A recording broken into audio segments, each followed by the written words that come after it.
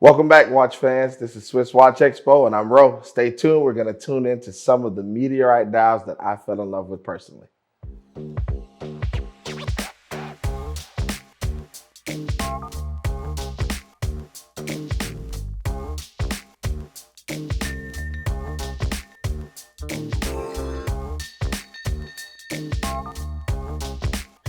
Okay, so today we're going to go over some of my personal favorites, pieces I fell in love with meteorite dials. The meteorite dial to me is just so amazingly different, but I am one of those people who I love horology and I love history even more. So when I have something that's unique that I can't find everywhere, that has a true purpose or can be reused to give a true purpose, I'm all the way in. Can't buy me any other way. That's the quickest way to my heart. Give me something with some true meaning so that it has value, not only financially, but emotional value too. I love my pieces to have meaning. So when I pass them down to the kids, they will understand why dad chose that piece. So today we're going over three of my favorites.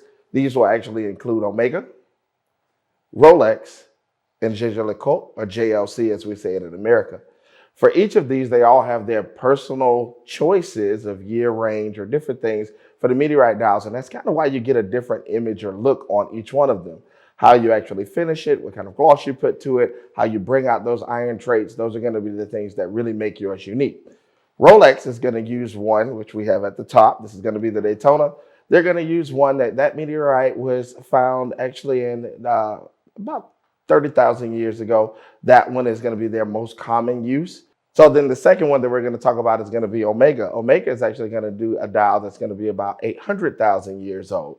That's pretty good aging if you ask me. That's going to be a dial that gives you some nice richness to it as well. But then we'll switch over to Jaeger. With Jaeger LeCoultre or JLC, that dial, that meteorite is going to be over 4 billion years old that they are using. So even though we have different age ranges, it's not just going to be that. It's going to be the beauty and how finely you finish it. Rolex is always going to give that simple touch, that extra little piece. Remember, they were founded by a former pearl stringer who became a watch enthusiast who really drove Rolex to becoming that #1 name brand. However, Jaeger is going to come back still being considered to be, or arguably, one of the top 2 watchmakers in the world. They would actually compete with #2 with Vacheron Constantin. That's an ongoing fight that will never end. And we love it because they're going to both continue to produce things that just amaze us time and time again. Omega being that piece that is very historical in a lot of events in a lot of countries, everything from your Olympics to racing to touchpad photos to photo finishes, you name it, they're doing it. These brands are going to continue to push and give you something that is unique. And I find the most uniqueness in these meteorite dials. You tell me which one is your favorite in the watches below at Swiss Watch Expo.